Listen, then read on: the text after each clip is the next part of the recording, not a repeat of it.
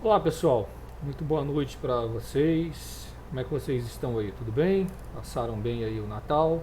Antes de mais nada, um excelente Natal para todos, tá? Com muita saúde, muita paz, muita harmonia e muita alegria. E vamos de informação também, porque muita gente mandando mensagens a respeito desse frio nos Estados Unidos, um frio recorde. Aliás, não só nos Estados Unidos, tenho dados aqui do Japão, pegou a Europa, enfim, né, grande parte do hemisfério norte, mais uma vez sendo assolado por isso daí.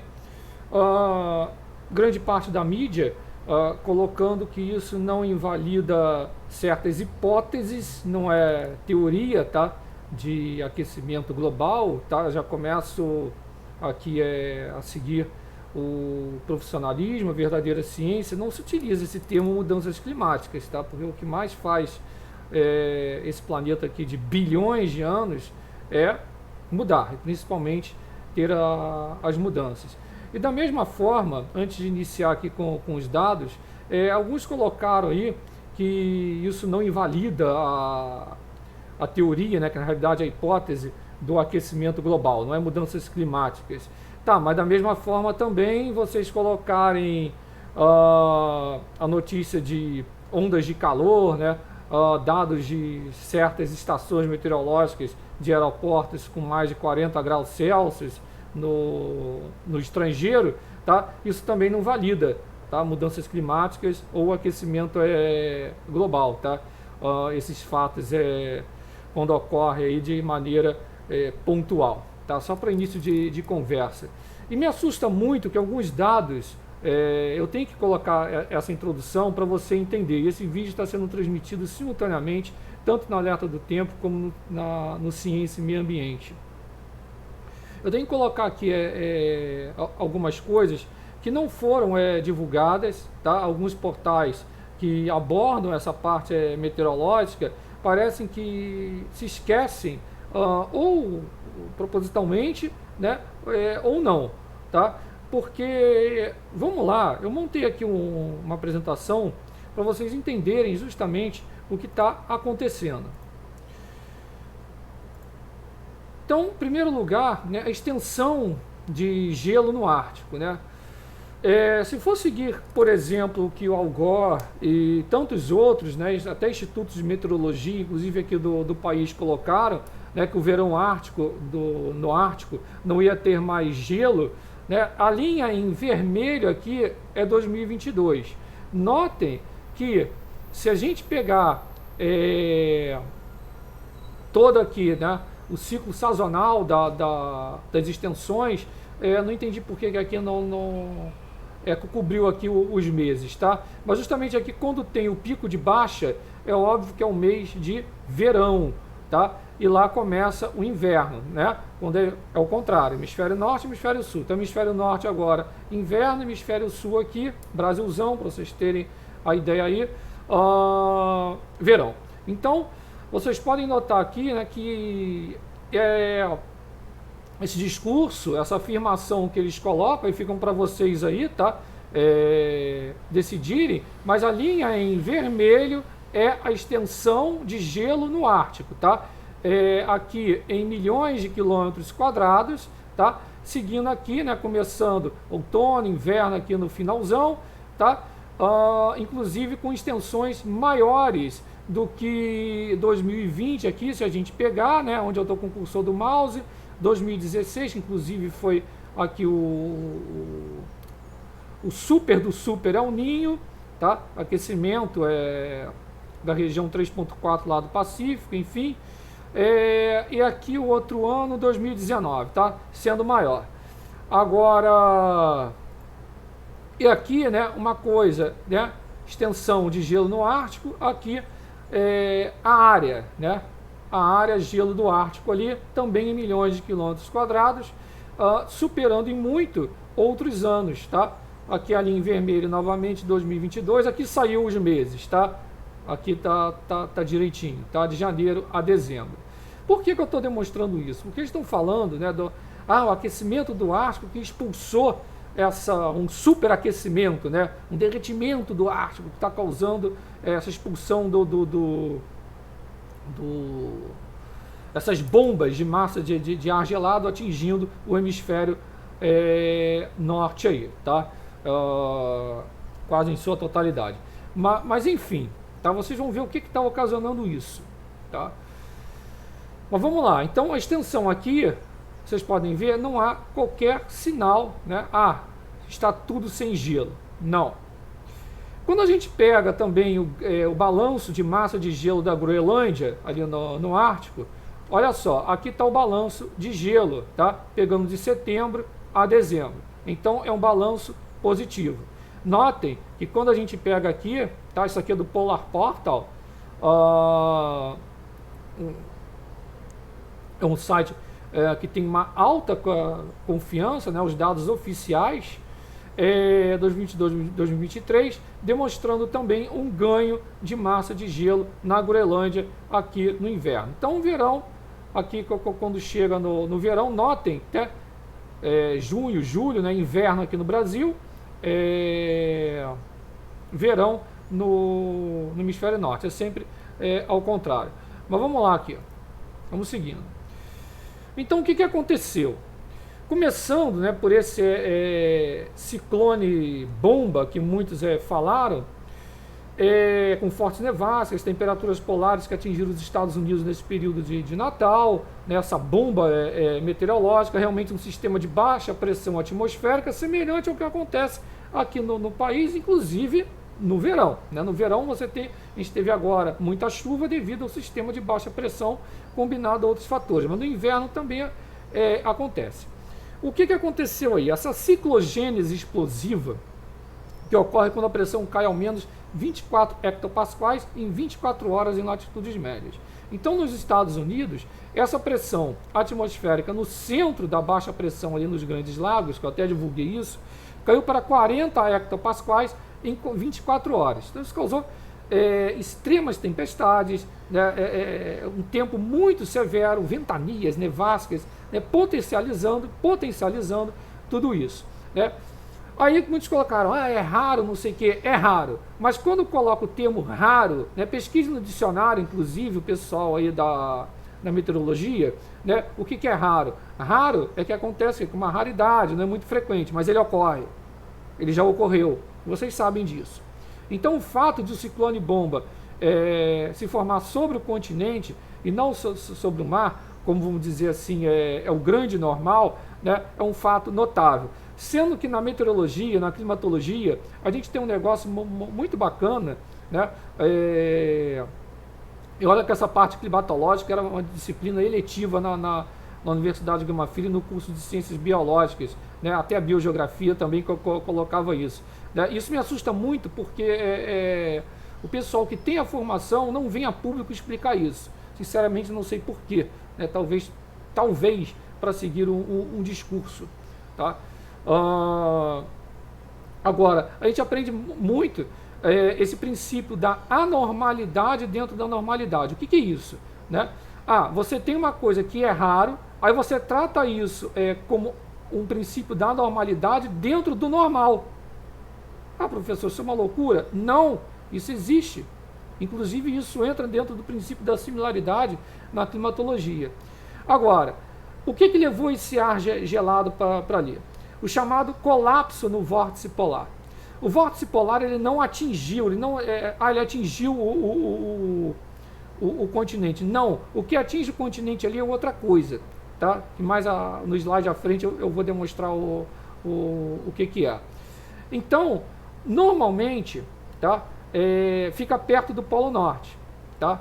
Simplesmente pelo fato de a tempestade provocar um colapso no vórtice, que normalmente fica perto do polo, no Ártico, ou seja, uma massa de ar particularmente fria, procedente do Ártico em direção às latitudes temperadas.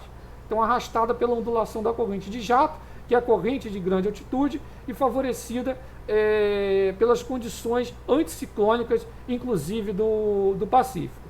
Então, vocês podem ver na imagem, né, a massa de ar frio proveniente do Ártico, uma massa polar, tá?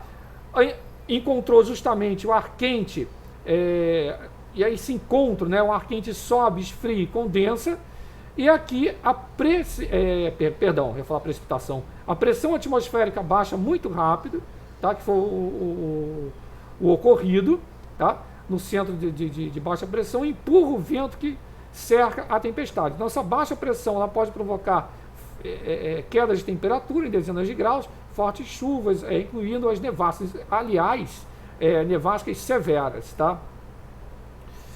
Aí é o modelo GFS, tá? Então com essa massa muito forte, né?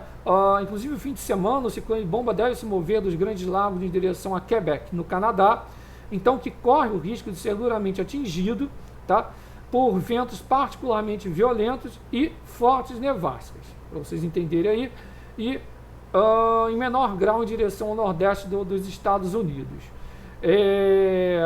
Então, a pressão atmosférica cai para menos de 24 milibares em um período de 24 horas, tá?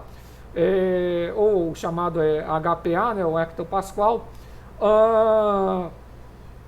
Então, esses ciclones, bombas, né, que se formam pelo encontro de massas de ar quente e frio. Por que ciclone bomba? Esse termo começa a ser usado em 40, né, a pressão muito baixa, chamado de bombogênese também, desenvolvendo ali a baixa pressão em poucas horas, né? Esses efeitos justamente são multifacetados, depende da localização que ele vai ocorrer, a velocidade, né? Mas tem inundações, chuvas intensas e tudo isso. Ocorre com mais frequência realmente nos meses de inverno, tá? Inclusive, tem estudo de 2017 alegando isso daí. Agora, contudo, porém, entretanto, o que está ocorrendo de fato, além desse ciclone bomba? Em primeiro lugar, isso é bem conhecido. Nós temos uma corrente de jato que pode começar a sentir o que está acontecendo muito acima dela, quando o vórtice se alonga ou se divide. Como está ocorrendo agora? Muito semelhante.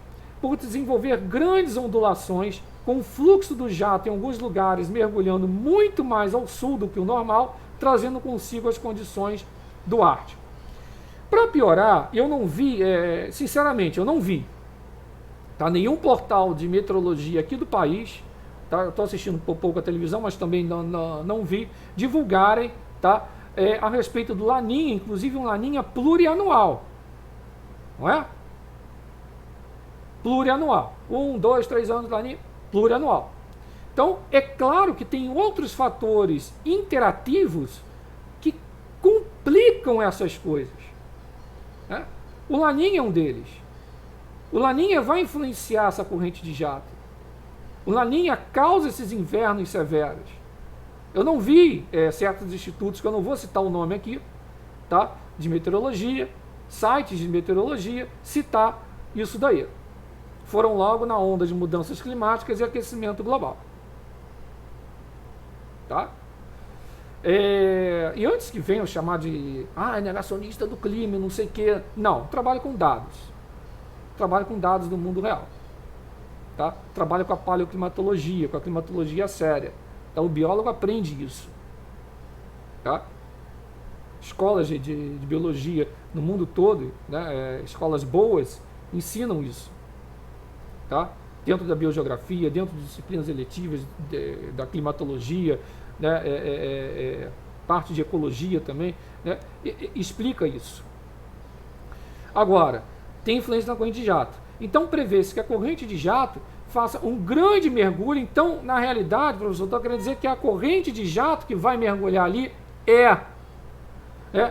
muito didaticamente, erroneamente, falar, o vórtice polar está atingindo o continente. Não, é a corrente de jato que faz um mergulho em direção ao sul, progredindo aproximadamente de oeste para leste em grande parte da América do Norte, como visto na animação ao lado, que infelizmente não abriu, mas eu tenho outra animação que vai abrir, tá? Durante o dia de Natal.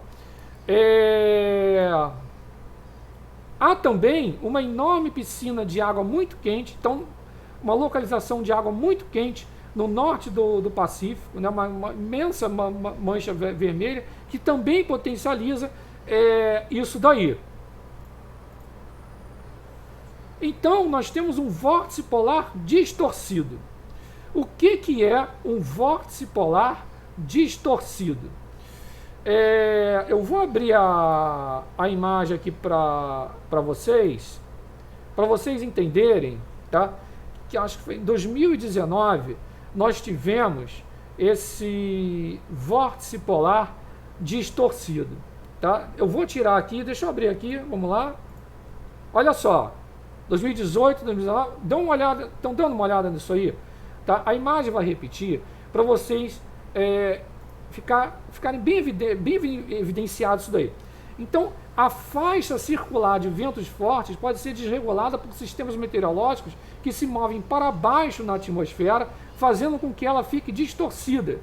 Inclusive, Zarek, Lawrence e também Amy Butler colocaram em seu artigo no Conversation, tá? Colocando isso como um grande elástico. Tá? O vórtice geralmente volta à sua forma e tamanho normais, mantendo seus ventos fortes e baixas temperaturas.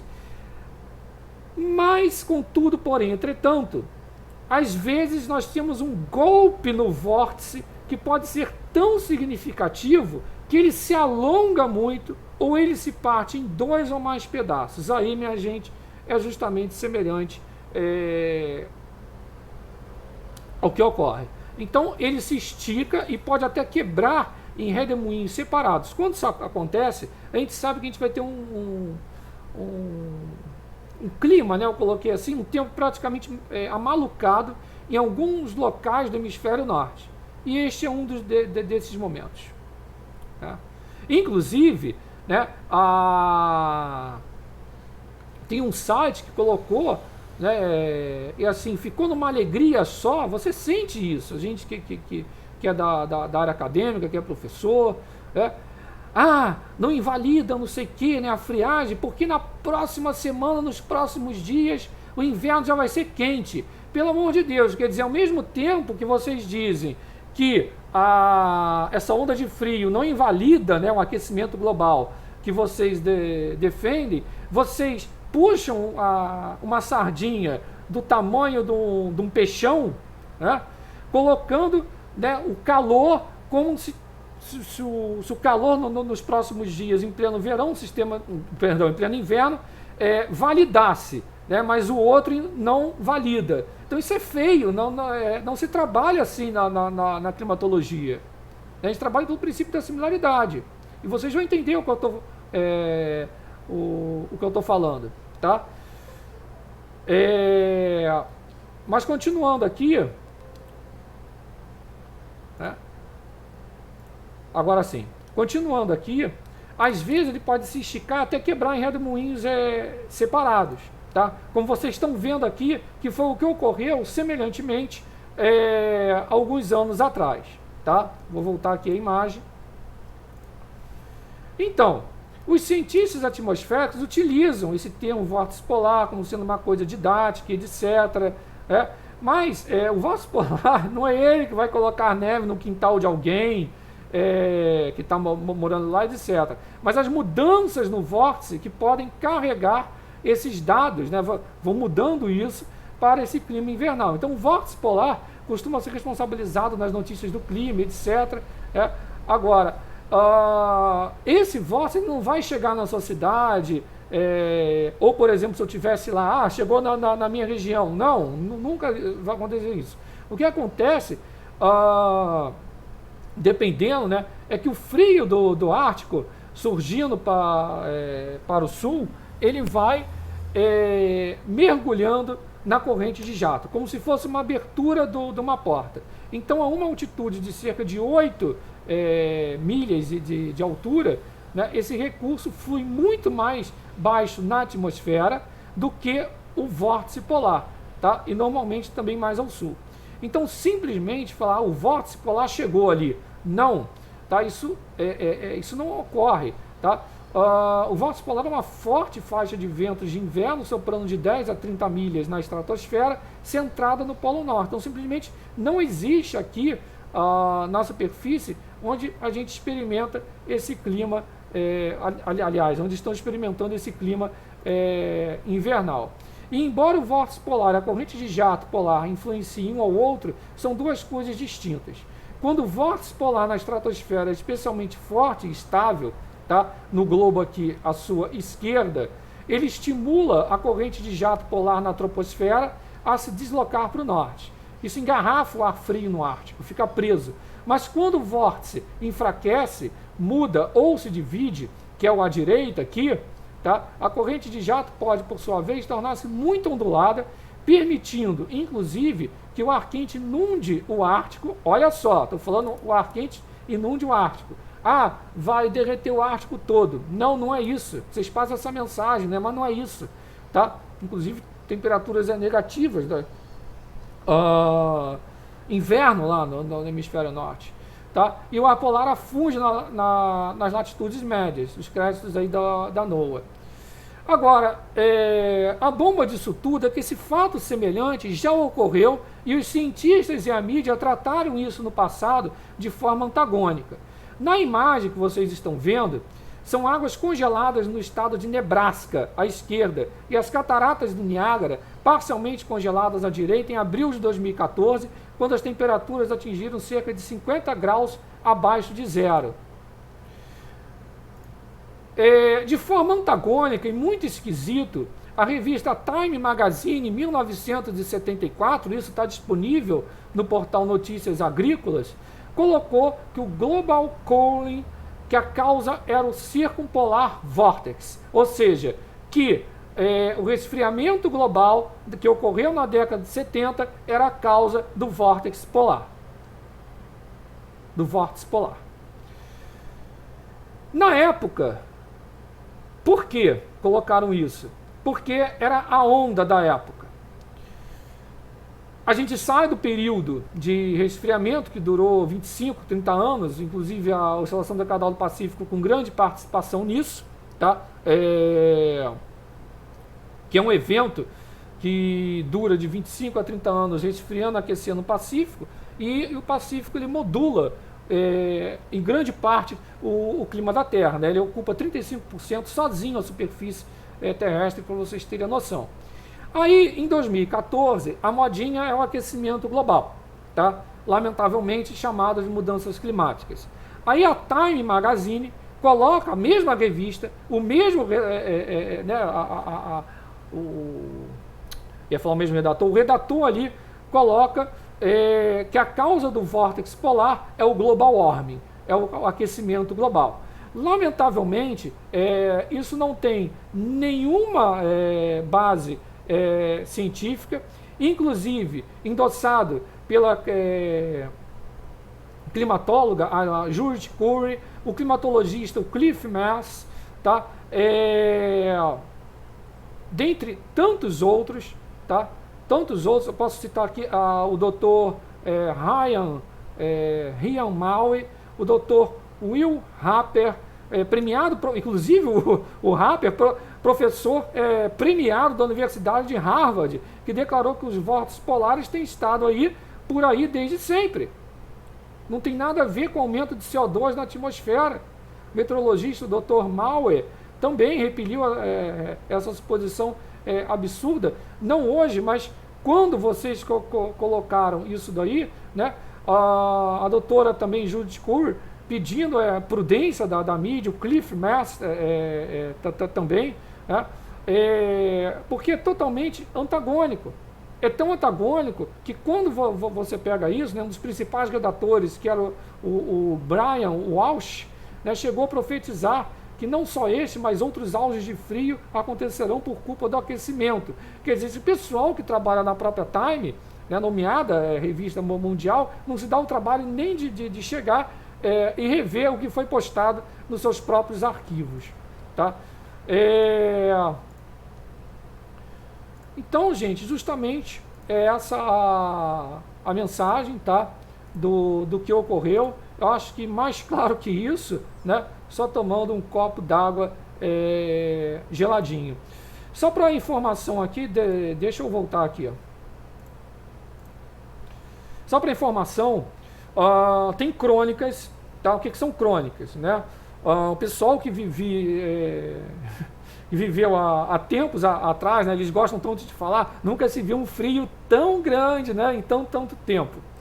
É curioso que podiam pegar algumas crônicas de mais de 300 anos falando justamente a respeito desse frio similar que está assolando o hemisfério norte. Os dados então aí são muitos dados, tá? Senão o vídeo aqui vai ficar muito longo, tá? Mas esses dados existem, esses dados estão aí. Isso já ocorreu no passado, acabei de colocar aqui menos 50, tá? Há pouco tempo atrás, década de 70, também semelhante. Então, tem recorde de frio, tem recorde de neve? Tem, né? Mas cheguem e expliquem. Você tem um laninha que aumenta isso, ainda mais um laninha plurianual, né? Você tem oscilação ali no Pacífico, em certa região do Pacífico, que também potencializa isso. Então isso é muito sabido e isso, lamentavelmente, eu tenho que tocar nessa tecla, não foi explicado por vocês, e que de qualquer forma, né, bem categoricamente, chegar e falar, não invalida a hipótese do aquecimento global. Né? Se for colocar na paleoclimatologia, né, até vocês explicaram corretamente que tempo o estado momentâneo da atmosfera, isso bem resumidamente, e que clima, vocês colocaram que é a síntese do tempo no período de 12 meses. Tá? Eu aprendi de forma diferente, que é a síntese do tempo no período de 30 a 35 anos ou mais. Tá? Porque quando a gente trabalha com a paleoclimatologia, nós temos muitos dados a respeito disso daí, né? A hipótese do CO2 como modulador do clima global é uma tremenda de uma furada, né? De uma coisa totalmente inverídica e sem base científica nenhuma quando você segue a metodologia séria, que não pode nem ser chamada de teoria, não passa de uma hipótese, pois ela não é validada cientificamente. Um forte abraço, fique na paz, se inscrevam nos 2 canais, o link já está na descrição, Alerta do Tempo e Ciência e Meio Ambiente. Fui, tamo junto, um Feliz Natal e um excelente 2023.